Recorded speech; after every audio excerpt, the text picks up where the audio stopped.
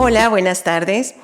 En el marco de la exposición Chantal Peñalosa Fong, otros cuentos fantasmas que actualmente se presenta en el Museo Amparo, les damos la bienvenida a este diálogo dirigido a estudiantes universitarios y nos da mucho gusto recibir a los estudiantes y profesores de la Facultad de Derecho de la UAP, de la Preparatoria Emiliano Zapata de la UAP, a los estudiantes de la Escuela Libre de Derecho, a los estudiantes de la UPAEP y a los estudiantes de la carrera de Procesos Educativos de la UAP. Gracias por acompañarnos. De igual forma, queremos dar la bienvenida al público que está siguiendo esta transmisión a través de Facebook Live del Museo Amparo. El título de nuestra conferencia es La presencia china en la historia de México, siglos XVII al XX, y damos la bienvenida a nuestro ponente, al doctor Marco Antonio Pérez Jiménez. Él es licenciado en Historia por la Universidad de las Américas Puebla, maestro y doctor en Historia por la Universidad Nacional Autónoma de México. Es investigador del Seminario Permanente de Estudios Afroamericanos y coordinador del Seminario Permanente de Estudios Asiático-Americanos, ambos del Programa Universitario de Estudios sobre la Diversidad Cultural y la Interculturalidad de la UNAM. Es investigador visitante en el Departamento de Historia de la Universidad de Texas en El Paso e integrante del colectivo para eliminar el racismo en México, así como de la Red de Estudios Afro-Centroamericanos. Sus estudios se enfocan en la historia del racismo y discriminación en México y Latinoamérica, contrapoblaciones de origen africano y asiático, así como en la historia de las migraciones asiáticas y africanas en México colonial e independiente y en la historia demográfica y sociología histórica. En mayo de 2018 recibió la mención de honor a la mejor tesis doctoral de Historia Mexicana otorgada por la Asociación de Estudios Latinoamericanos con sede en Estados Unidos. Doctor, muchas gracias por aceptar la invitación y estar esta tarde con nosotros. Hola, muy buenas tardes. Me da mucho gusto estar aquí con ustedes. Me llamo Marco Antonio Pérez Jiménez y, como dijo la compañera Silvia, yo estudié, mis primeros estudios fueron aquí muy cerca, en la Universidad de las Américas Puebla. De hecho, comentamos que yo fui la última generación de historia, graduada de un muy buen experimento de licenciatura que fue comandado por profesores de la UAP. Me da mucho gusto estar aquí. Yo había venido a este museo, pero siempre de visita. Bueno, aquí brevemente están los objetivos de esta charla, que será abordar la presencia de la población china en el México colonial e independiente. Como ven, un poco más de la temporalidad que está en el título, que va a ser de finales del siglo XVI hasta inicios del siglo XXI. Este recorrido histórico de larga duración tiene la finalidad de mostrar la importancia social, económica, cultural de los migrantes de origen chino y sus descendientes en la conformación del mosaico intercultural de México antes de su fundación como nación independiente. Además, vamos a hablar de las manifestaciones de racismo y xenofobia contra esta población por parte de diversos sectores de la sociedad mexicana de los últimos 3 siglos. Cuando preparé esta conferencia, uno como historiador tiene que delimitar sus procesos históricos y por el espacio, por el tiempo, pues me aventuré a ir un poco más atrás del siglo XIX, porque si estamos hablando de que hay palabras que refieren a una población china en la Nueva España, pues tenemos que empezar a ver quiénes eran, de dónde venían, por qué se les decía así. Entonces, esta historia nos remonta hasta 1565 y la conquista de las Filipinas, que fue en ese año por Miguel de Legazpi. Desde ese momento, la Nueva España, el México colonial, tiene un papel muy importante en las conquistas y colonización de esa parte del mundo.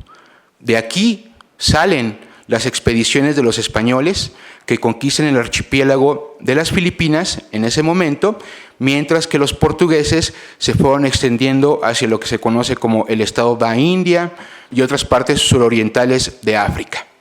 5 años después empieza una característica que a nosotros como mexicanos, que es, digamos, lo que más me interesaría, más que ponerme en la posición de hablar sobre los migrantes chinos, sobre sus flujos migratorios, por eso le puse así a la presentación, es como su presencia en nuestra historia. Entonces, 5 años después, en 1570, tenemos ya la primera nao de China, que como recordarán es este conjunto de embarcaciones que venían de Filipinas con productos y mercancías de todo Asia, ¿no? En 5 años había empezado un comercio que va a ser muy importante y que básicamente es un comercio global, porque la comunicación entre Acapulco y Veracruz permitía a estos productos seguir su camino a Europa. En 1574, el rey Felipe II prohíbe en las Filipinas hacer y tener esclavos indios, condición que se les atribuyó a los nativos del archipiélago. Aquí hay algo muy importante de señalar. Como estuvieron en este proceso de conquista y fueron aliados de los españoles, ellos, los filipinos, los del archipiélago de las Filipinas, quedan exentos de la esclavitud asiática. Es muy importante el estatus que le dan de población india, es decir, población de territorios conquistados que es nativa y oriunda del lugar. Y en 1580 tenemos que ya los portugueses en ese momento en Manila venden esclavizados que obtenían desde el África Oriental, India y el sureste de China, embarcados con destino a Acapulco. Pero bueno, entonces, ¿de quiénes estamos hablando? Estamos hablando de una diversidad de orígenes geográficos, étnicos y culturales. ¿De dónde venían estas poblaciones de Asia, ¿no?, libres y esclavizados? De la India, de Bangladesh, de Goa, de Mogo, de Papúa, de Timor, de Borneo, de Java, de las Molucas, de Indonesia, de Japón, del Reino de la China, de Macao, de Malasia y de Sri Lanka, entre otros. De esta forma, muy pronto los españoles compraban esclavizados en las Filipinas que venían de todos estos orígenes.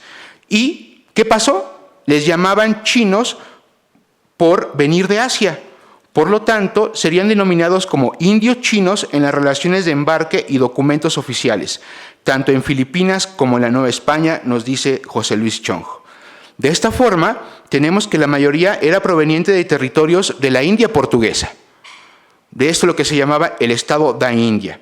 Y muy pocos esclavizados llegan procedentes del Reino de la China, y estos pocos esclavizados que llegan de ahí se les conocía como sangleyes. De esta forma, Catarina de San Juan, estando aquí en el terruño, bueno, en la adopción de su terruño, conocida como la China Poblana, fue una mujer esclavizada comprada en Manila por Miguel de Sosa, que era un capitán portugués radicado aquí en la ciudad de Puebla. Pero no era china. Catarina de San Juan era originaria de Gujarat, estado de India, y fue embarcada rumbo a Nueva España en 1621. De esta forma, tenemos Acapulco como el único puerto novohispano autorizado para este comercio con las Filipinas. No obstante, como pasó con el comercio transatlántico y como la esclavitud africana, el contrabando fue una de las vías más importantes de este comercio. Por lo tanto, esclavizados y otras mercancías transportadas en la nao eran desembarcadas antes de llegar a Acapulco, vía el contrabando. Por tanto, así explicamos la presencia de esclavizados asiáticos en la Nueva Galicia, que son los actuales estados de Colima, Jalisco, Aguascalientes y Zacatecas, y la Nueva Vizcaya, Durango, Chihuahua y Sinaloa, desde inicios del siglo XVII. Pero esta historia cambia muy pronto y también la Nueva España vuelve a tener un papel preponderante. ¿Qué pasa en 1650? La audiencia de Nueva Galicia, que estaba en la ciudad de Guadalajara, expresó su preocupación ante el Consejo de Indias por el maltrato a los indios chichimecos.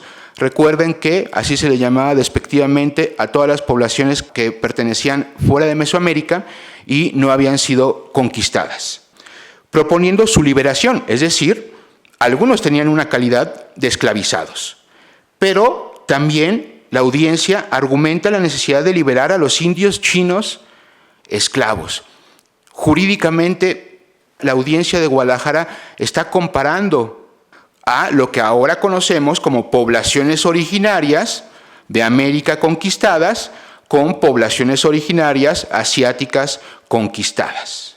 De esta forma, el Consejo de Indias en Madrid escuchó a la audiencia y emitió la ordenanza de 1671, que manda liberación de todos los indios chinos esclavizados, enviada 2 años después a la audiencia de México y Guatemala, para poner en libertad a todos los chinos que estuvieran esclavos.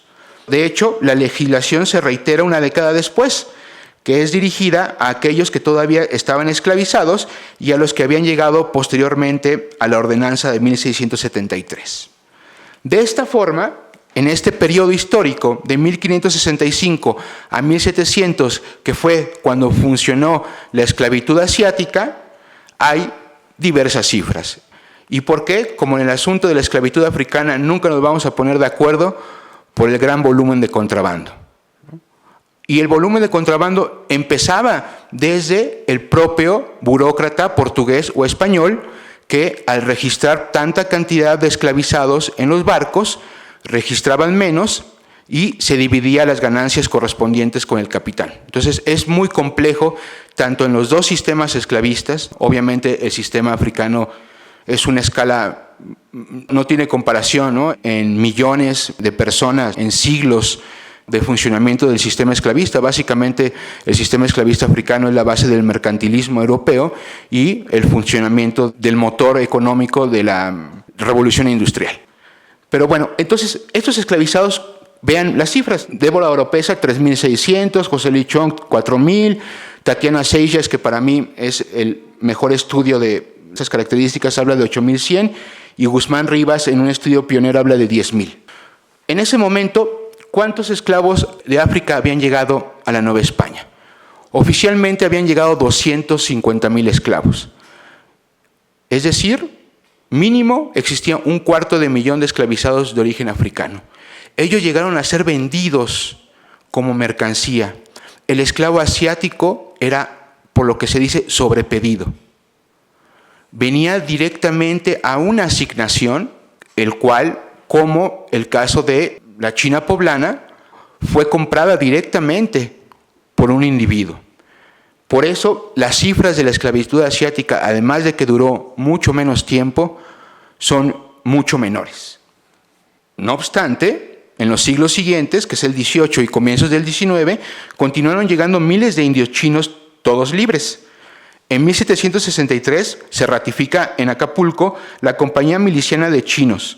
Asimismo, según Débora Oropesa, por lo menos existían 305 orientales que residían temporal o permanentemente en Acapulco. Hoy Coyuca de Benítez, en 1722, el obispo Gómez de Parada describe al pueblo como un pueblo de chinos naturales de Filipinas. Muchos de ellos hallaron su sustento en diversas actividades económicas. José Luis Chong nos habla desde las minas de Zacatecas, los cultivos de cacao en la costa, en los obrajes de la Ciudad de México y como sirvientes en diversas locaciones, incluso a partir de Veracruz a España o de Acapulco a Guatemala y Perú. También creo que esta cita nos deja ver la Nueva España era un paso ya muy importante. Tenemos descripciones de, bueno, yo me encontré una descripción de un elefante que es desembarcado en Acapulco, es llevado por tierra al puerto de Veracruz y es embarcado, comía ahí en los parajes de Santa Fe, fuera del puerto, y lo embarcan, y era un regalo del rey, y da la vuelta al mundo, ¿no? Venía de la India, lo embarcan en Filipinas, se baja en Acapulco, lo pasan a Veracruz y sigue hacia Cádiz, ¿no? Entonces, también las legislaciones, podemos ver que también existía una población importante. Por ejemplo, ¿por qué en el siglo XVIII se les prohíbe a los barberos y cirujanos chinos o indios chinos ejercer el oficio? Porque se argumenta que su capacidad para este oficio quitaba el trabajo a las demás castas.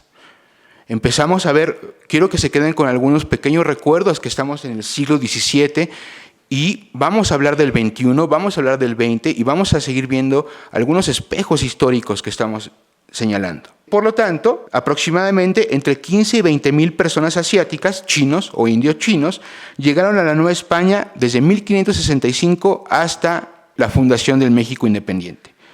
Y en su mayoría fue población libre. Pero bueno, ¿quiénes eran los chinos en el sistema de castas? El mismo José Luis Chong nos dice que a partir de 1750 comenzó a llamarse chinos a, cito, descendientes de uniones entre indios, negros, mulatos y pardos, error que se agregó a la confusión causa por llamar indio chino a todo aquel que llegaba procedente de Asia. Los grandes historiadores, antropólogos de la afrodescendencia, Gonzalo Aguirre Beltrán, señala que los chinos no hispanos eran el mestizaje entre moriscos y españolas. Y morisco es una gradación del sistema de castas para señalar que la persona tenía un origen afrodescendiente, pero ya había estado mestizado con diferentes poblaciones. Luz María Martínez Montiel menciona que de la unión entre un chino con India, sus descendientes eran considerados salta atrás. Entonces, ¿qué pasa? Es un término en este momento ahora relacionado con la población afrodescendiente. Y aquí creo que somos el único país en Latinoamérica que le decimos al pelo rizado, pelo chino. Realmente creo que esta historia comienza desde estos momentos. ¿Qué pasa? Terminológicamente, lingüísticamente, discursivamente, algo también está sucediendo con generalizar, con hablar de un grupo, una gran parte del mundo, vamos, hablarlo y decirle chinos. Pero no solo es una confusión en el sistema de castas, es una confusión lingüística.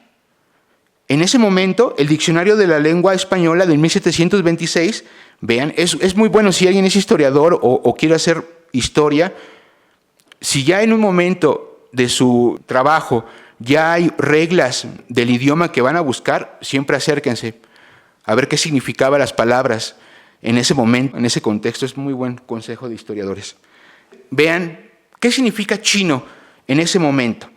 Es una frase vulgar que se usa para dar a entender a otro que le pretende engañar o le propone un disparate, aludiendo a que los chinos por torpes o faltos de conocimiento son fáciles de engañar. Pero también era una especie de perro que no tiene pelo y es de la figura de un podenco pequeño proveniente de la China. Y a ver, ¿qué es China? Planta o raíz que se trae de la China, muy semejante a la raíz del lirio, cocida en agua provoca sudor, deshace gomas y otros tumores fríos. También se llama a cualquier pieza de loza fina que viene del reino de la China. Y eso es un poquito como, también en el léxico norteamericano todavía está, ¿no? Un poco como China, que se refieren como a la vajilla fina. Pero también tratase de aquella postrema parte de la India oriental. Pero también es detenerse en menudencias y perturbarse por cosas ligeras. Esto es brevemente como un estudio que hice como parte de mi estudio doctoral en el puerto de Veracruz y pues nos fuimos a ver quiénes eran estos chinos. ¿Qué nos encontramos? Que las autoridades veracruzanas asignaron el término chino o chino libre solo al 30% de los procedentes de Asia. En cambio, 7 de cada 10 clasificados por su herencia india. Indio de Manila, indio chino, indio ladino, mestizo. El término mestizo, el segundo más ocupado para esta población, solo superado por los anotados como chinos libres.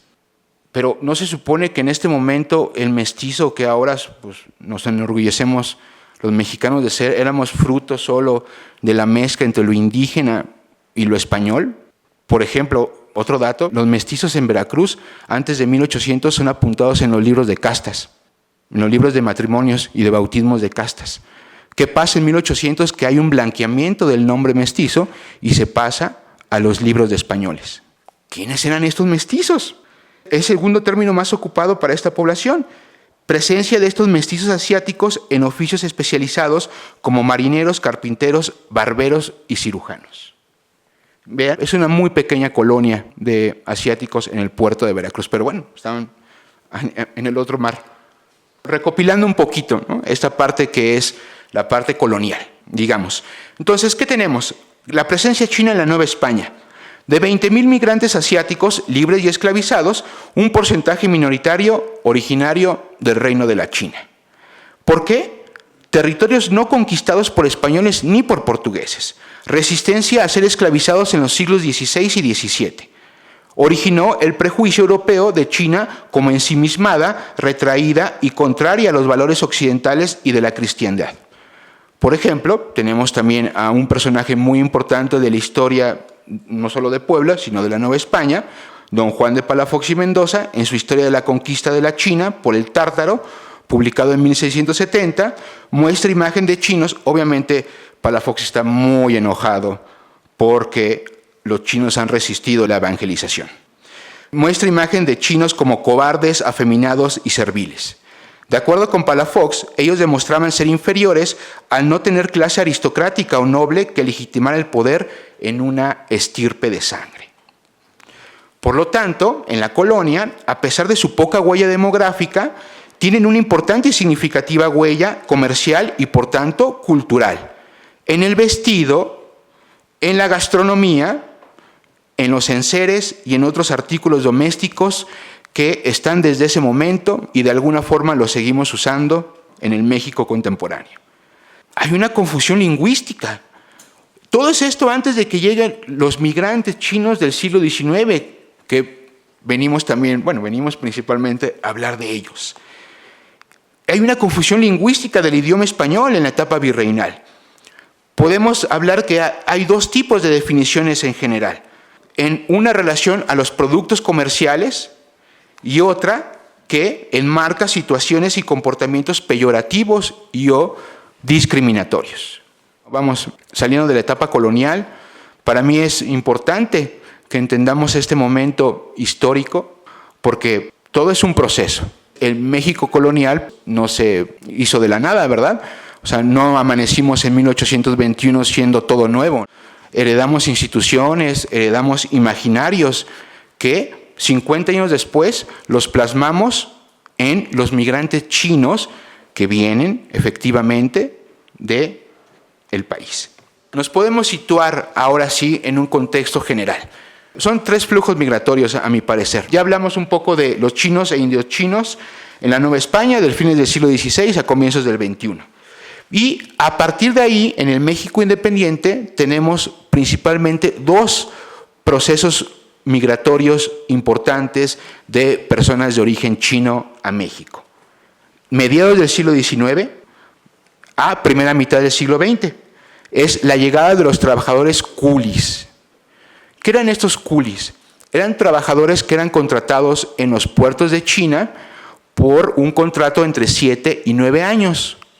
Y los primeros destinos para su trabajo fue la caña de azúcar en La Habana, es decir, la mano de obra china pasa a sustituir la mano de obra esclavizada africana.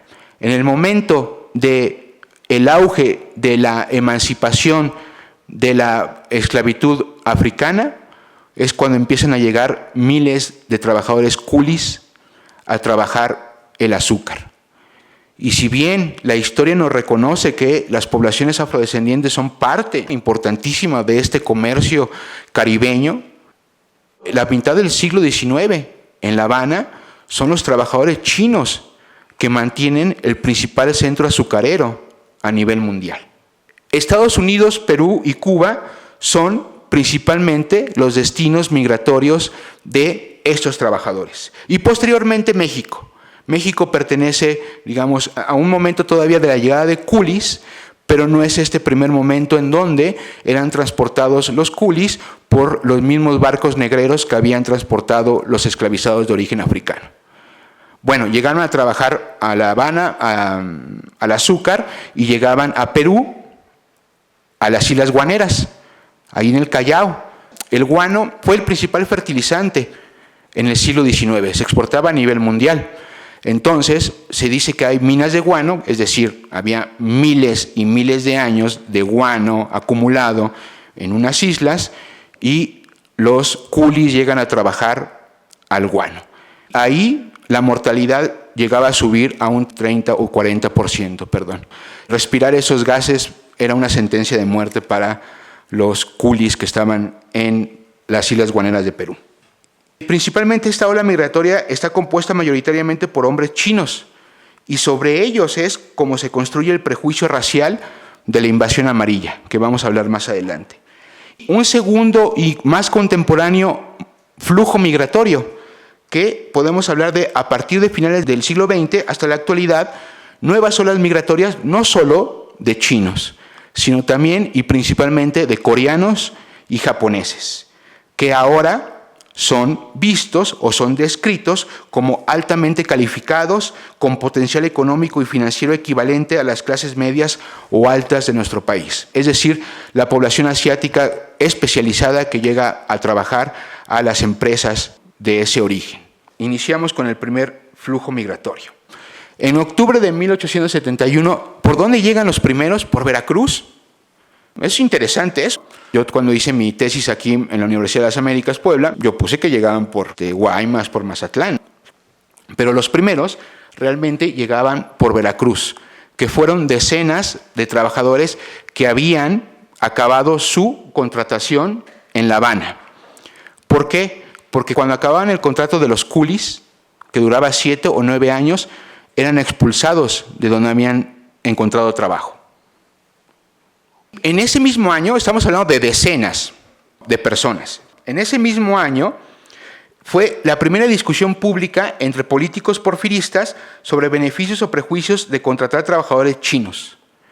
No obstante, los que opinaban a favor y los que opinaban en contra señalaban como jornaleros indeseables para quedarse y poblar el país, las dos posturas. Unos años después, ahora sí, por Guaymas y Mazatlán, cientos de trabajadores contratados para trabajar el ferrocarril y otras actividades agrícolas y comerciales. Julio de 1882, con el acta de exclusión estadounidense, hay un aumento en el flujo migratorio a México. Y 3 años después, se funda la Compañía Mexicana de Navegación del Pacífico, que es una compañía naviera mexicana que acuerda con el Ministerio de Fomento el ingreso de chinos para labores férreas ahora en el Istmo de Tehuantepec. En 1899 hay un suceso muy importante en esta historia, que se firma el Tratado de Amistad, Comercio y Navegación con China. En esos momentos se acostumbraba a que en esos tratados había una cláusula de la nación más favorecida. Por ejemplo, los tratados que México firmaba con Inglaterra, con Francia, siempre resultaba la nación más favorecida, los europeos. En este caso, México se firma como la nación favorecida. Es decir, iba a tener privilegios sobre el comercio y sobre la puesta de precios de algunos comercios que venían.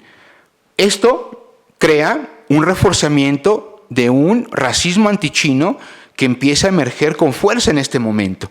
En marzo de aquel año, el Tráfico, en un periódico sonorense, señaló que el tratado aumentaría la llegada de inmigrantes y con ello la mezcla de razas entre hombres chinos y mujeres mexicanas y sobre todo el nefasto resultado de estas uniones que eran seres raquíticos y degenerados. Y esto no lo perdamos de vista, esto es uno de los elementos básicos del racismo antiasiático mexicano, el miedo a la mezcla. Entonces, si nuestra historia oficial está amparada en el mestizaje entre lo indígena y lo español, también podemos entender un poco el ocultamiento o los procesos de discriminación y racismo que vive esta población al no ser deseables como habitantes del país. Tenemos que el discurso antichino de las élites porfiristas se consolida en Francisco Bulnes. Francisco Bulnes es uno de los llamados de los científicos de ese momento y él es invitado a Japón por una alegación científica para observar un eclipse y va con una alegación de Occidente de varios científicos. 11.000 leguas sobre el hemisferio norte, pues es como un diario de Bulnes que hace cuando va hacia Asia. ¿Y qué dice? Va al teatro en China y luego va al teatro en Japón. Entonces, a partir de eso, hace una comparación de la cultura japonesa con la china, concluyendo que la China estaba, cito, animalizada por su espíritu conservador, como por un instinto de tortuga inmóvil en el fondo de los fangos de sombrías ignorancias. Esto se parece un poquito a lo que Palafox estaba pensando unos siglos antes. Es importante señalarlo porque nosotros, bueno, también me incluyo, nosotros dijimos, el antichinismo mexicano es completamente herencia de un antichinismo norteamericano. Es muy inspirado. Las leyes que se emiten en México son muy parecidas, pero el imaginario sobre China como un lugar peyorativo y su gente como con ciertas deficiencias ya estaba aquí, antes de que se conformara el racismo norteamericano. Entonces, probablemente podamos empezar a pensar que la particularidad del racismo antichino mexicano sea que tiene dos herencias importantes. Solo es un pensamiento, ¿verdad? Entonces vemos una influencia directa de Bulnes en el pensamiento antichino revolucionario, principalmente en dos personajes, en Ricardo Flores Magón, en el Manifiesto del Partido Liberal Mexicano de 1906, y de Francisco I. Madero en su sucesión presidencial. Ricardo Flores Magón, en su Manifiesto del PLM, habla sobre dos puntos, el artículo 15 y el 16 sobre extranjeros. Y para Flores Magón había dos tipos de extranjeros. Todos los extranjeros que de alguna forma podían ser admisibles a la sociedad mexicana y los chinos. O sea, en el artículo 15 hablaba de todos los extranjeros y en el 16 de los chinos. ¿Y qué dice de los chinos? No hay ninguna aportación económica, social y cultural que esta nefasta plaga de asiáticos nos pueda dejar en México. Entonces, si bien empieza con un discurso proteccionista al trabajador mexicano, como es este movimiento revolucionario, ¿no?, si desmenuzamos discursivamente podemos ver algunas raíces que van más allá de solo la defensa de lo mexicano. En Francisco I. Madero, vean esta cita, describe al pueblo chino como inmovilizado, petrificado en la civilización que obtuvo allá en la noche de los tiempos. Yo necesito comprobar, no puedo decir que Francisco I. Madero leyó a Palafox y Mendoza, pero valdría la pena hacer una investigación al respecto. Hablábamos de la famosa invasión amarilla. ¿Qué es, cómo funciona este prejuicio racial contra las poblaciones asiáticas? Por ejemplo, desde 1880, en diversos periódicos de Sonora, fueron nombrados como un peligro amarillo, aunque en 1889, en Sonora, su población era menor a 800 inmigrantes en todo el estado y 2,000 a nivel nacional. Y en los periódicos ya se hablaba de una invasión. Pues demográficamente, pues no se sostiene, ¿verdad?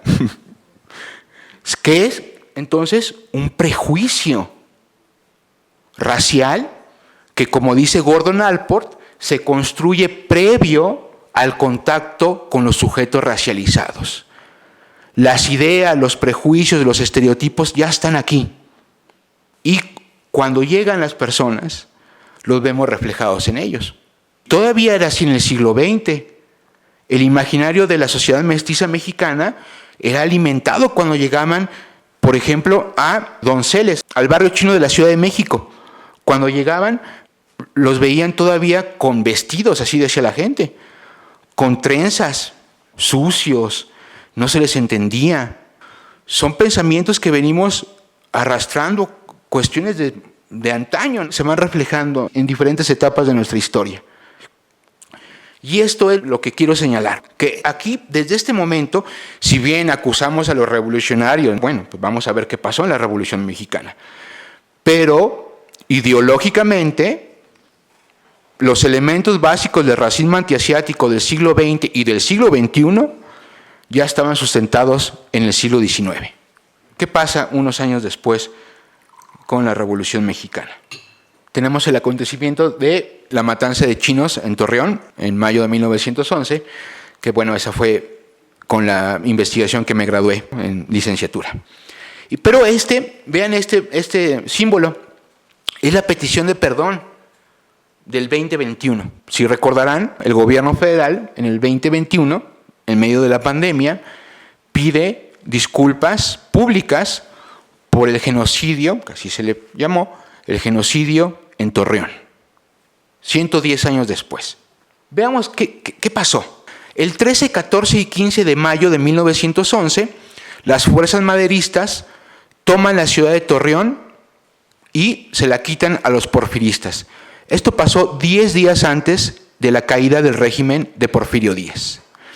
Pues en 3 días de batalla se asesinan a más de 300 personas de origen chino. ¿Qué se dice? Que ellos defendieron la plaza junto con los porfiristas, Pero ¿cuál fue la causa de que los porfiristas hayan dejado Torreón? La falta de municiones. Entonces, en la mañana del 15 de mayo, los primeros simpatizantes maderistas se dan cuenta que ya no había soldados federales. Entonces, entran a Torreón y en algún momento se dirige a la matanza de 300 personas de origen chino. Es decir, al 50% de la comunidad asiática de la ciudad de Torreón. 303 asesinatos, ahí está un poco descrito quiénes eran. 60 negocios saqueados, incluyendo el Banco Chino. El Banco Chino era el banco de origen chino más importante del país. Incluso personas chinas de asiática tenían acciones en el Banco Chino de Torreón. La compañía de tranvías, las lavanderías, restaurantes, casas comerciales, ranchos, hortalizas y locales de mercado, pero también incluyendo 5 japoneses. Y eso es lo que yo a veces comento en clase, ¿no? Ustedes se imaginan en este momento qué criterio seguía la gente para asesinar. ¿Habrá seguido un criterio de ciudadanía? ¿O se siguen en estos momentos del prejuicio racial convertido en exterminio, siguen por lo que se ve? Pero muy probablemente los japoneses no estaban vestidos. De hecho, tenemos a un médico japonés que sale con bata en ese momento y pues estuvieron a punto de asesinarlo. Pues a ver, ¿qué impacto tuvo? Veamos un poco de cifras demográficas. El censo de 1910, la población total de nacionalidad china en el estado de Coahuila, 759. Es decir, en 3 días asesinaron el equivalente al 40% de la colonia china de todo el estado de Coahuila. Como decíamos, el prejuicio racial convertido en exterminio. Son solo breves descripciones de lo que se encontró en el material de archivo. Por ejemplo, la colonia fue asesinada de una manera bárbara e inhumana para cuya descripción no hay palabras adecuadas. También pudimos conocer a muchos ciudadanos que habían visto a los chinos corridos y arrastrados por la calle por hombres a caballo. Algunos les dispararon primero y después fueron apuñalados. En otros casos, después de ser asesinados, fueron cortados en pequeños trozos, otros descabezados, atados a distintos caballos por los pies y sus cuerpos atados por las calles. Y en las hortalizas fueron desnudados y utilizados como tiro al blanco por los soldados. De esta forma, Evelyn Hudehart señala que este acontecimiento es el suceso más violento de todo el continente americano contra esta población.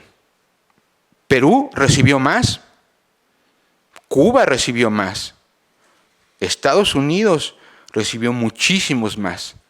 En ninguno de esos lugares se da una atrocidad de esta naturaleza. Y esto es muy importante recordarlo. ¿A quién se asesina? Se asesina a ciudadanos chinos, pero también a japoneses y a mexicanos. Ciudadanos mexicanos, varios ciudadanos mexicanos mueren ese día pasados por chinos. Es decir, eran de origen chino. Cuando se me preguntaba en este primer momento de mis investigaciones, yo decía, ¿realmente seguimos pensando que es xenofobia o vamos a reconocer un racismo? Si estamos hablando de prejuicios antes de que vinieran las poblaciones, si estamos hablando de que aquí fue la matanza más brutal contra esta población en un lugar que era importante su migración, pero no la más importante. Y tenemos a mexicanos que mueren por sus rasgos. No encuentro otra explicación. ¿Qué se dijo? Fue definido este acontecimiento por las autoridades como un fruto de una turba iracunda, alcoholizada y sin conciencia de sus actos. Entonces, pues bueno, ¿qué hicimos como historiadores? Pues fuimos a ver si era cierto. Y pues de repente nos dimos cuenta que años antes había expresiones no solo contra migrantes chinos previas a la matanza, evidentes en periódicos de la comarca lagunera, sino también como esta cita del Nuevo Mundo, que dice que la república se estaba llenando de chinos, japoneses, árabes y turcos. Unos meses después, en el festejo popular por el centenario de la independencia de México, en septiembre del 10, que nos dicen, a los vítores a Madero y a la libertad se agregaron algunos rencorosos de gritos de la gente del pueblo de mueran los chinos. Recuerden, la matanza fue 13, 14 y 15 de mayo de 1911, explicada por el gobierno como un fruto de una turba iracunda espontánea. 5 de mayo, celebraciones de la Batalla de Puebla en Gómez Palacio, en la comarca lagunera. Discursos acusando a los chinos de enriquecerse a costa de mexicanos y dominaban incluso el trabajo de las mujeres, quitándoles los medios de vida y que por lo mismo era necesario y hasta patriótico acabar con ellos. El 10 de mayo, 2 días antes, el Paso Morning Times en Juárez, un poco más al norte, publica saqueos a propiedades de asiáticos, quienes se encuentran a salvo en un lugar seguro y ninguno ha sido herido de gravedad. La mayoría permanece en hoteles, o sea, pues el saqueo fue general. Un día antes, en Torreón, 12 de mayo, comunicado de Sociedad de Comerciantes y Obreros Chinos, invitando a propietarios a no salir de sus casas ni oponer resistencia ante los saqueos inminentes de los siguientes días. Pero también es lo que he intentado ampliar la investigación. No solo es Torreón. O sea, Torreón estamos hablando del pico racista, uno de los más escabrosos de nuestra historia. Pero no solo fue Torreón, fue una violencia más allá que se extendió por muchas partes de México. Por ejemplo, el 29 de julio del 11, unos meses después de la matanza, el ministro de China escribe al ministro de Negocios Extranjeros informando que investigaciones en México arrojaron que los chinos sufrieron daños en 34 ciudades y que hay 234 muertos. Más o menos, haciendo unos cálculos aproximados, más de 600 personas de origen chino fueron asesinadas únicamente en 1911 en diversos estados del país, cifra que equivale al 4.5% del total de individuos de esa nacionalidad registrados en 1910. Pero bueno, y ustedes dicen, no, pues esta historia ya se acabó, ¿no? Estaba apenas tomando una forma diferente, ¿no? Acaba la Revolución Mexicana, se pacifica el país, gana la dinastía sonorense, que son la facción de la revolución que gana, y empieza una etapa que se llama racismo de Estado. Es decir, baja la violencia tipo Torreón, pero jurídica y legalmente se empiezan a emitir y a aprobar legislaciones para controlar y marginar a esta población. Por ejemplo, en el 23, el Congreso de Sonora aprueba la Ley 29, que era para la creación de guetos para inmigrantes chinos, y la 31, que prohibía el matrimonio entre estos y mexicanas, aunque fueran mexicanos. Encarcelamiento para mujeres que llevaban al registro civil a descendientes de padres chinos.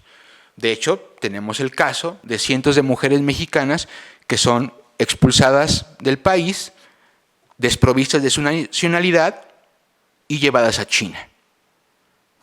Y hay un proceso de recuperación de estas mujeres que acaba hasta la década de los 70, de esta repatriación de mujeres chinas que su castigo fue el destierro. ¿Por qué? Porque atentaba directamente contra la raza de bronce.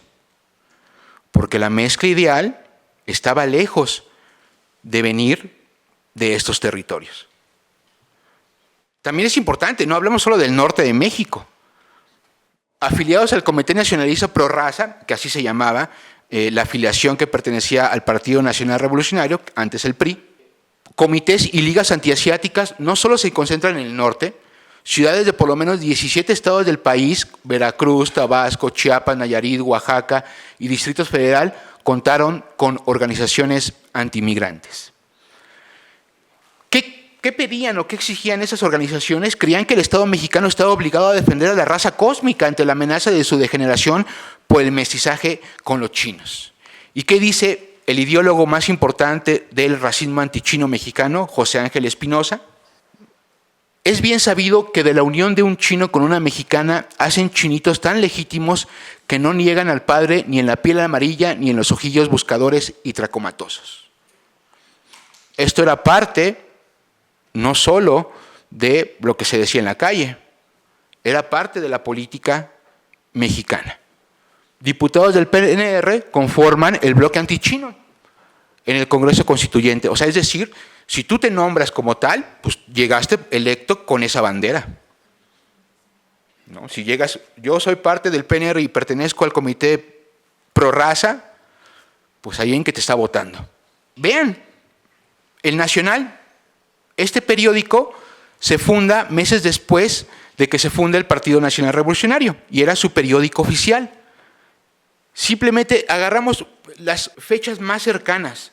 Vean la frecuencia con que se publicaban estas notas en el periódico oficial del PNR. El 18 de octubre, manifiesto de la Unión Nacionalista Pro Raza y Salud Pública, el manifiesto completo, publicado en el periódico. 3 días después, las mafias chinas siguen imperando en Sonora. 3 días después, la industria del pan monopolizada por los asiáticos. 3 días después, la plaga de asiáticos en el puerto de Tampico. Semanas después, la raza amarilla está apoderada de casi todo el comercio de importancia. Y aquí viene algo que nos cuesta mucho trabajo de dejar esta parte del racismo, ¿no? De decir, es que estos chinos nos vienen a quitar el trabajo. ¿Qué pasaba, por ejemplo? Llegaban al puerto sin recursos, iban a trabajar el algodón, iban a trabajar la vía férrea, ahorraban un poco, y sobre todo los del norte ya ahorraban un poco, y muchos ¿saben qué hacían? Se iban a las minas lejanas, a hacer comida. Nadie preparaba comida.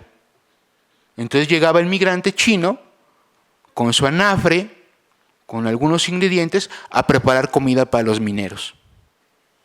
Ahí, ¿a quién le quitó el trabajo? Estamos en un momento, en una economía, pues, agrícola, en este país. Estamos hablando de 1920. La revolución devastó lo que se había hecho en cuestión de infraestructura en los años anteriores. Estamos hablando de un apoyo muy importante desde las élites en el poder con este discurso, ¿no?, de que vienen a quitar el trabajo. Miren cómo va escalando el artículo 33 constitucional, que está facultado del Poder Ejecutivo para expulsar a cualquier extranjero indeseable sin juicio previo. En ese momento se invitaba a la población a participar y a denunciar a cualquier extranjero sospechoso de infringir la ley. De esta forma, nos dice Pablo Yankelevich que por la carga negativa que tuvo la presencia extranjera en el porfiriato, en la revolución muy rápidamente el artículo 33 quedó instalado en las prácticas políticas de los sectores populares, es decir, se acostumbraba a denunciar a los extranjeros indeseables. De esta forma, de 1910 a 1940, 7 de cada 10 expulsados por este artículo 33 tenían nacionalidad o ascendencia china. Es decir, la aplicación de las leyes de extranjería contra ciudadanos mexicanos. Y es lo que comentamos. ¿Hablamos de xenofobia o hablamos de racismo? De un profundo racismo que es parte de nuestra sociedad. El ejemplo de Sonora. ¿Qué pasa? ¿Qué es ese ejemplo de Sonora? Entre 3.000 y 3.500 chinos son expulsados del estado de Sonora por el gobernador Norberto Elías, que era hijo de Plutarco Elías Calles. 3.500, póngale 3.000. ¿Ya vieron cuál era la población en total? Pues básicamente fueron todos, ¿no? O casi todos. Y esta campaña tuvo un apoyo, no abiertamente desde la presidencia, pero sí abiertamente desde la Secretaría de Gobernación. De 1930, de 3.900 que había en el estado, su población desciende a 92 en 1940. Creo que estamos hablando de una verdadera escala, algo sucedió. Estas políticas racistas y antimigrantes parecen haber tenido éxito en su momento. Pero también tenemos que hablar, como estamos aquí hablando de racismo de Estado, también tenemos que desprendernos un poco del racismo antichino y hablar de otro tipo de racismo antiasiático, que es el racismo antijaponés, que llega en la Segunda Guerra Mundial. Ustedes saben que Japón, Alemania e Italia eran los enemigos y nosotros, pues, fuimos aliados norteamericanos. Entonces, por presión directa del gobierno norteamericano, la Secretaría de Gobernación ordenó la reubicación de 3.500 japoneses lejos de las fronteras y concentrados en ciudades del centro. De esta forma, Selfa Chu nos señala que casos como Perote en Veracruz y Villa Ahumada, verdaderas experiencias de campos de concentración, ¿no? Y Shinji Hirai nos dice, ¿qué pasó con los japoneses en México? Una dislocación sociocultural de la comunidad Nikkei mexicana. Nikkei significa primera generación, japonés de primera generación. Primero hay que tener conocimiento de lo que pasó. Es algo que no se ha extendido. Hubo silencio prolongado, las reuniones de japoneses estuvieron prohibidas y la cultura silenciada. ¿Hasta aquí alguna pregunta, duda, comentario? Más que preguntas, comentarios, porque mi nombre es Mario, soy hijo del ingeniero Mario Juan Rojas, nacido en Torreón, hijo de don Enrique Juan Fat, chino, y llegó al puerto de Tampico. Mi abuelo que llegó al puerto de Tampico, y apenas me enteré porque hubo un acto de desagravio en el Congreso de Coahuila en tiempos de pandemia sobre la matanza, y quien encabezó la reunión junto con los diputados de Coahuila fue el presidente de la Asociación de Chinos allá, que es hijo de un chino, y él habló de los mexicanos que ayudaron a los chinos, porque también pues, obviamente hubo mexicanos que ayudaron, y describió brevemente la historia de amor, porque uno de esos mexicanos escondió a uno de los chinos en ese contexto en 1911, y este chino pues, se enamoró de una mexicana. Este chino regresó a China con la promesa de volver, y a los pocos años regresó valiente él, a pesar del contexto, por amor. Y cuando regresó, ahí describen cómo vino acompañado de otros chinos valientes, entre ellos mi abuelo. Entonces, bueno, pues quería hacer este comentario, porque a pesar de esas circunstancias de racismo, pues mi abuelo se casó con una mexicana, tuvo 10 hijos, y enos aquí. Y fue un gran empresario. Muchas gracias. Valoro mucho esta participación, de verdad, esta retroalimentación es bien importante para lo que uno hace. Y justamente por eso comienzo en esta diapositiva. Pero, pues, ¿qué pasó? Hay comunidades chino-mexicanas, hay procesos de asimilación, de adaptación y de silencio. Toda la segunda mitad del siglo XX mexicano, pues al menos mi abuela y mis tías y yo pequeño, íbamos al café de chinos. Era parte de una asimilación gastronómica, cultural, que empezó a pasar después de que abandona el Estado mexicano este discurso abiertamente racista. Y recordemos que pues básicamente todo lo abandonan después de 1945, no fue porque México fuera así como tan buena onda, nada más que después del Holocausto, pues se dice, ay sí, ya no hay raza, sin la raza, o sea, empieza todo un discurso para tapar el profundo racismo y enmascararlo en otros términos como etnia y otras cosas con el mismo funcionamiento que funcionaba el pensamiento de raza. Entonces, muchas gracias por la participación. Pero también había en Torreón, justamente yo, la primera vez que estuve ahí fue en 2005, haciendo trabajo de archivo. En el archivo municipal, bueno, pues habían quemado todo, ¿verdad? Entonces no había, antes de eso, también estuve en la Ibero, que tiene un archivo, Universidad Iberoamericana, que tiene un archivo histórico muy importante. De hecho, ahí está el expediente del banco chino, ahí lo tienen guardado. Y yo fui en el museo, me tocó ver un recorte de periódico, creo que era del 2001, me parece, porque eran los 90 años me parece una celebración importante sobre el acontecimiento de Torreón. ¿Y qué decía el artículo? Que hubo una propuesta, en ese momento hubo una propuesta para poner un monumento recordando la masacre contra esta población. Y en ese momento, ¿quién dijo que no? Fue la comunidad que dijo que no. Este proceso de silencio que la huella dejó de este racismo es muy importante también señalarlo. Eso tuvo que cambiar. En el 2021 tuvo que ser la misma comunidad la que dijo, sí, vamos a hablar de esto y vamos a reconocerlo.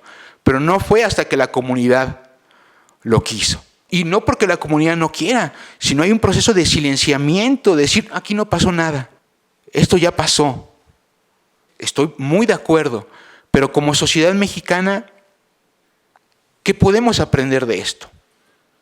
Esa es como la pregunta, por eso es el tema, es la presencia china en la historia de México. Nosotros, como sociedad mexicana, ¿qué hemos visto, hecho y dicho sobre esta población durante los últimos siglos?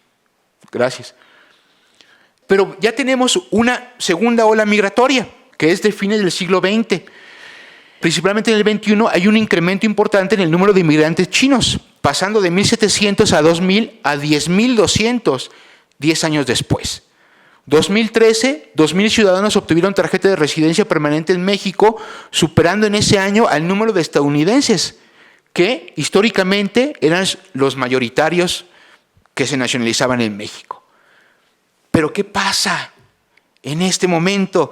Otra vez hay un seguimiento por medios masivos de comunicación construyendo una nueva versión de China como un reino del mal. Y como nos dice Gómez Izquierdo, el lenguaje que empiezan a usar en el siglo XXI nos recuerda explicaciones de épocas pasadas. Tales circunstancias hacen que reaparezcan percepciones sobre los chinos de antaño, estereotipos que difícilmente se diluyen con la velocidad que se modifica la tecnología. Y estamos hablando de el Internet, de las redes sociales. Entonces, ¿qué nos dice Enrique Dussel Peters?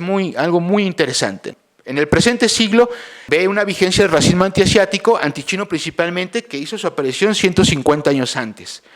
Continúa la visión de China como una amenaza para la estabilidad económica y social de México.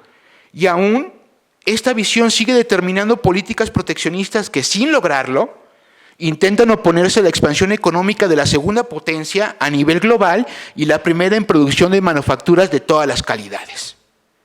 Si bien, claro que en China se fabrican cosas que las agarras y se rompen, pero se fabrican piezas que viajan al espacio.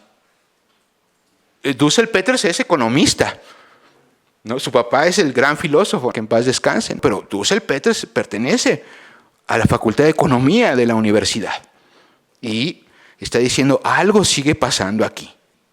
Vamos a un caso justamente para estar cerrando nuestra presentación, y es cómo continúan estos estereotipos hasta hoy en día.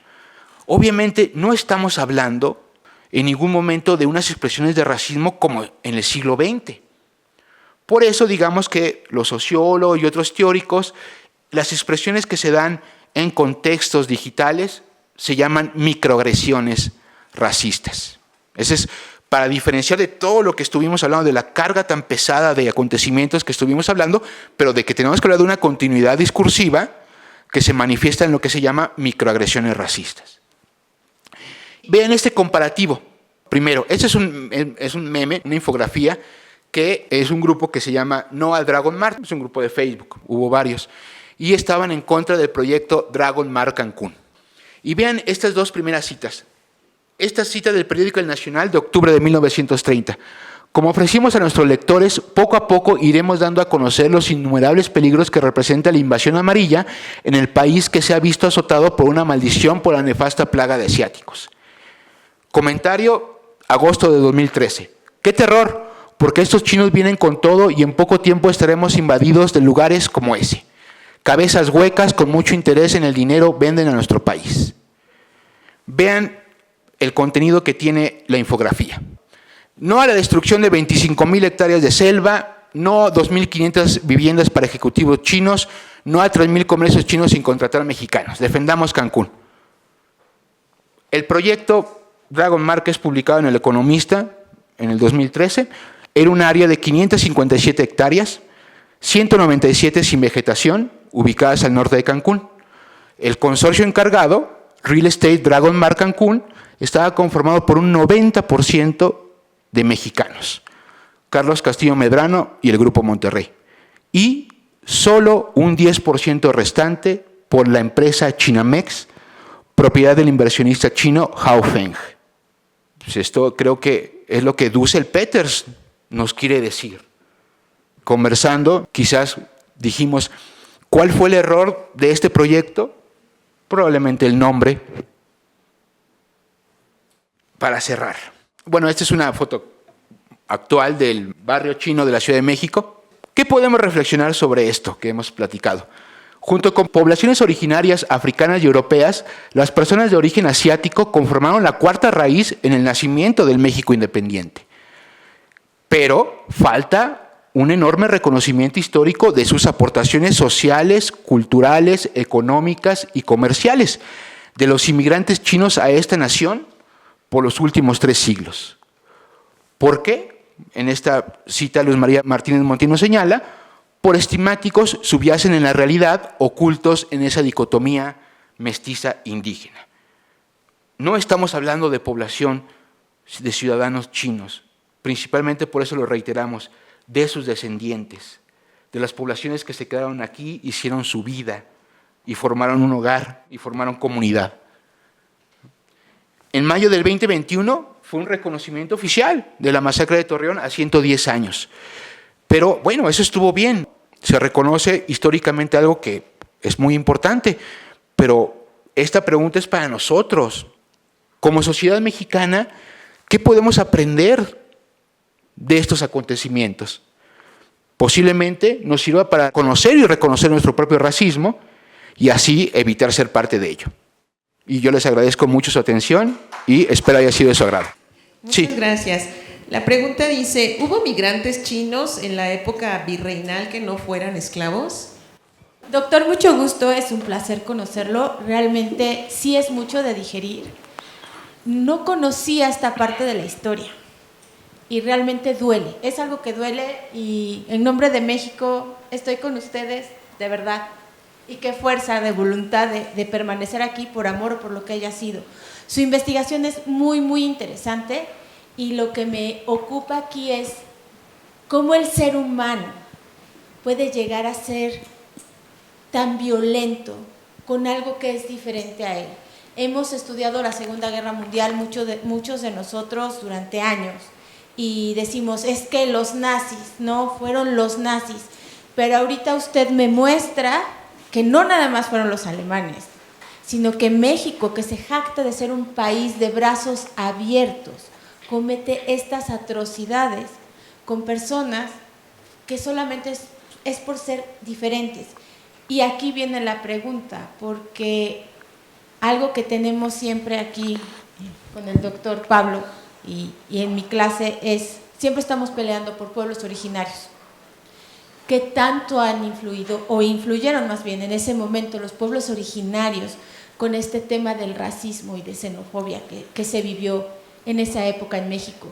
Porque también nuestros pueblos originarios eran bastante amedrentados y maltratados por los mestizos y criollos.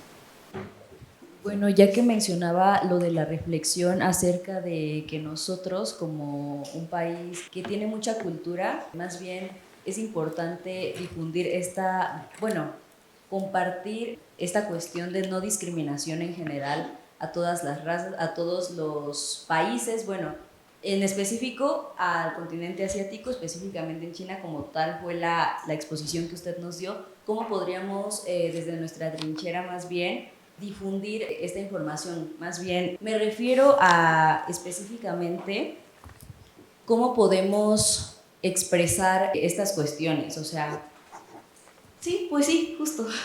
Considero que es importante, ¿no?, la multiculturalidad, y siendo México un país tan, como lo mencionaba la señorita, que se jacta de que ha sufrido mucho, ¿no? Gracias. Bueno, la primera, lo comentamos un poco, cerca de 20,000 personas de origen asiático aproximadamente llegaron a la Nueva España a lo largo del periodo colonial.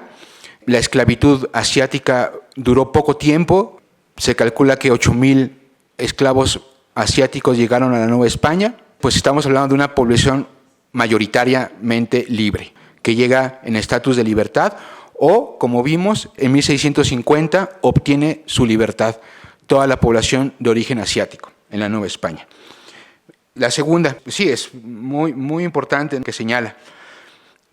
Es bien complicado porque hasta 1945, pues la ciencia y el sentido común seguían diciendo que el ser humano está formado por distintas razas y que las razas son superiores o inferiores.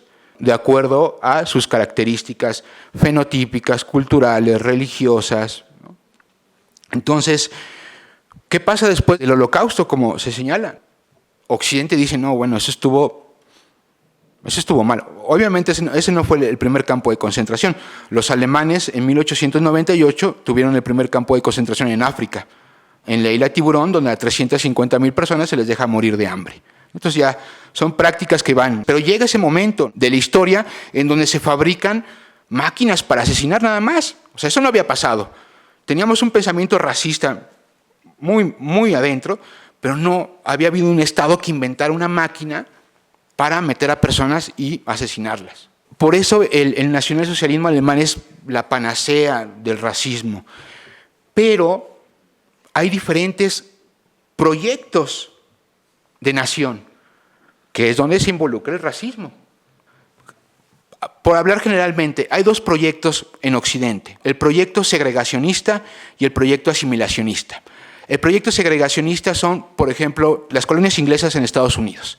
Es decir, somos puros ingleses y con nuestros esclavos, y los pueblos originarios o los borramos o los encerramos. Ese es un proyecto segregacionista de nación.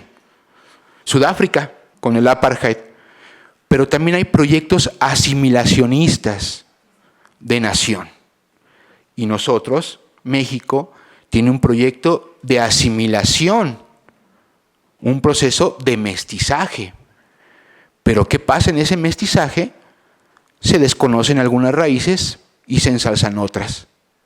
Entonces, en lugar de reconocernos como una nación multicultural, ¿por cuántas décadas hablamos de que aquí solo había habido indígenas y españoles? Eso es bien importante señalarlo, porque después de 1945, ahora sí, la ciencia que amparó todo este racismo durante un siglo, nos dice que el 99.9% de material genético lo compartimos todos los humanos. Es decir, en el 0.05% está la diferencia del color y de los rasgos fenotípicos. En el 0.05%. Y hemos construido nuestra historia en un 0.05%. Es hora de desmitificarlo. Y es bien complicado porque pues no podemos desprendernos exactamente del concepto de raza y naturaleza. Es muy difícil. Todos en algún momento nos vemos cayendo en un racismo positivo o en un racismo negativo, en decir que a una población se le da mejor el baile o se le da mejor. Eso es muy complejo. Tenemos ya muchas décadas de saber de que la raza es una construcción social. La raza no existe, en el racismo sí. Pero todavía, aún nosotros que nos dedicamos a eso, en algún momento tenemos ese asunto arraigado que no lo podemos desprender de una cuestión que se construyó como diferenciador genético, natural o biológico. En el proyecto asimilacionista, lo que pasa, el ideal es el mestizo, que el mestizo es el blanqueado. La población indígena no era el ideal, o sea, básicamente José Luis Mora en su México y sus revoluciones pues no le quedó mucho de otra y habló desde ese momento como el problema indígena, el problema indio. Desde 1836, ¿qué vamos a hacer con ellos? Ese fue el pensamiento de esta nación. Claro, los indígenas fueron libres, o sea, no fueron esclavizados como en esta categoría de indio. Fueron vasallos libres del reino después del diálogo entre Bartolomé de las Casas e Ignacio de Sepúlveda, donde los indios agarran estatus de humanos y tienen alma. Entonces, indirectamente se abre la puerta para la esclavitud africana. Pero el trato no correspondía a eso. Lo que hace el mestizaje mexicano revalora a lo prehispánico, no a lo indígena. El ideal está en esos grandes imperios que estaban aquí, no en los resabios que quedaron actualmente. Ese es el mestizaje. Sí quiere lo indígena, pero quiere lo glorioso. Es historia glorificada también del pasado indígena. No ve a las personas hoy. El indigenismo fue parte del racismo mexicano, ¿no? O sea, yo considero que el racismo mexicano se construye bajo 4 estructuras o pilares: el racismo antiasiático, el racismo antinegro, el racismo antiindígena y el antisemitismo. Con sus diferentes expresiones y manifestaciones, esos 4 racismos son los que han sobrevivido en la sociedad mexicana. Y obviamente el racismo antiindígena pues está en la publicidad, es parte del pensamiento de las élites. Por ejemplo, entonces, ¿qué hacer? Yo formo parte del colectivo Coopera, que es el colectivo para eliminar el racismo en México. Nosotros damos talleres a organizaciones, a ciertos grupos de incidencia social. Entonces, pues después de 3 días de estos temas, es una losa muy pesada, muy pesada. Entonces acabamos diciendo, el racismo fue inventado por el hombre. Entonces el hombre, el ser humano, es el que tiene que desinventarlo. Yo lo veré, ustedes lo verán, no, aunque estén muy jóvenes, no creo que lo vean tampoco. Pero tenemos que aportar nuestro granito de arena para que en algún momento estas estructuras cambien y haya un verdadero cambio social. Y abandonemos esas estructuras de jerarquías que nos siguen por mucho tiempo. Por ejemplo, aquí, si es complicado hablar de racismo, aquí hablar de humor racial, pues en México es un tema tabú hablar de humor racial. Así, nosotros nos amparamos en que, así somos, así es el mexicano. Pero mientras tú hieras, lastimes a otro porque te burlas de sus características físicas, lingüísticas, culturales, fenotípicas, estás cometiendo racismo. Es jocoso para ti. ¿Te has puesto a pensar qué pasa con la otra persona? Vean el youtuber, el coreano. Es un youtuber ahí importante. Es un chico de tener 30 y tantos años. Va a ser un ingeniero de alguna empresa, ¿no? Importante. Y tiene un capítulo de racismo. Y es pues pura ambigüedad. Él dice, sí son racistas, pero no son racistas. Los mexicanos me han enseñado que así son. Pero hiere. Pero lastima. Entonces, ¿qué podemos hacer? Evitar ese tipo de comentarios. Podemos tener acciones antirracistas de nuestra propia computadora. Vemos material que tiene todas esas características, no lo compartamos.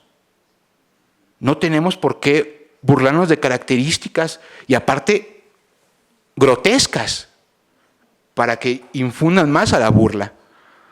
¿Por qué todos nos reímos a 3 meses de la pandemia de COVID-19? ¿Por qué todos nos reímos de los chistes que relacionaban a la población china con el virus? ¿De dónde nos vino eso? Pues el racismo siempre ha visto como a estas personas como portadores de enfermedades exóticas. Entonces de repente viene un meme, nos los presentan y nos reímos. ¿Qué contexto tenemos para reírnos de eso? Tenemos una historia que está detrás de eso. Bueno, yo soy Luciana Cuán Rivera y tengo unas preguntas. La primera es, ¿qué factores fueron determinantes en el cambio y en la disminución de mentalidad de racismo y prejuicios sociales? ¿No? Porque se ha visto pues, una gran diferencia y ahorita escuchando yo llego a las conclusiones de que tuvo mucho que ver la cultura, el intercambio cultural, el intercambio gastronómico, la educación, pero quiero saber objetivamente qué fue lo que ayudó a esta disminución. Y luego la otra pregunta que tenía es que si nos puede platicar un poco de la imagen que presenta como la conferencia. Me surgió como la duda y... ¿Cuál imagen, perdón? La que está ahí. Porque estaba presentada como la publicidad que vi pues, de esta conferencia y pues no sé, también quería saber la historia de la imagen. Gracias. Bueno, esto es parte del museo, tiene que ver con la exposición del artista que vamos a ver a continuación. En unos minutos vamos a tener oportunidad de visitar las salas de la exposición temporal de Chantal Peñalosa Fong. Ella es originaria de Tecate, su abuela es de origen chino y tiene unas obras muy lindas donde aborda el tema de la migración china en México y es la relación que tenemos con la conferencia. Gracias. Hay diversos factores que bajan el racismo. Obviamente, el apoyo abierto del Estado mexicano, que a partir de la Segunda Guerra ya no está, ayuda mucho. Porque si viene la organización política desde arriba, pues favorece que estos sentimientos sean expresados sin mayor conciencia. ¿Qué pasó justamente en pandemia en Estados Unidos? Su presidente norteamericano, ¿cómo le llama al SARS-CoV-2? Virus chino. Si el presidente de un país tiene esos pensamientos racistas, va a influir mucho en la sociedad. Eso es importante señalarlo. Después de la Segunda Guerra ya no hay un apoyo abierto hacia estos movimientos. Y definitivamente por eso señalaba que la segunda mitad del siglo XX tiene que ver la cultura y el mestizaje. Hay historias tan terribles, o sea, hay mexicanas que nunca habían pisado China, se les quita su nacionalidad por haberse casado con un inmigrante y se les manda y se les embarca. Si venimos de esa historia, el proceso de la segunda mitad del siglo XX, el hecho de que lo veamos muy común, pero de que nos paremos como mestizos a un café de chinos en el siglo XX, tiene que haber una asimilación cultural muy importante, que como sociedad mestiza no la tengamos como muy fresca, o no lo queramos ver, o es otra cosa, ¿verdad?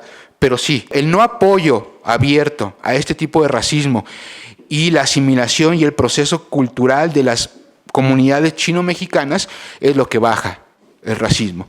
Y por eso, en este momento, por eso lo señalaba, no hay otra forma de hablar de un racismo contemporáneo más que con esta categoría de microagresiones racistas. Posiblemente pasó algo más en pandemia, pero aquí la CONAPRED pues, no registró nada, ¿verdad? La API, la Agencia Norteamericana de Asiáticos y del Pacífico, de Isleños del Pacífico, contabilizó 4,000 actos racistas durante la pandemia, que van desde insultos hasta asesinatos, como sucedió en Atlanta, Georgia, en marzo del 21, que se asesinan a 6 mujeres de origen asiático, también con un asunto de exotización, porque tenía que ver el lugar donde trabajaban y todo eso. Entonces, sí, definitivamente la asimilación por el proceso cultural fue una de las cosas que bajó este racismo tan tremendo. Muchísimas gracias. Le agradecemos nuevamente al doctor Marco Antonio Pérez por esta conferencia.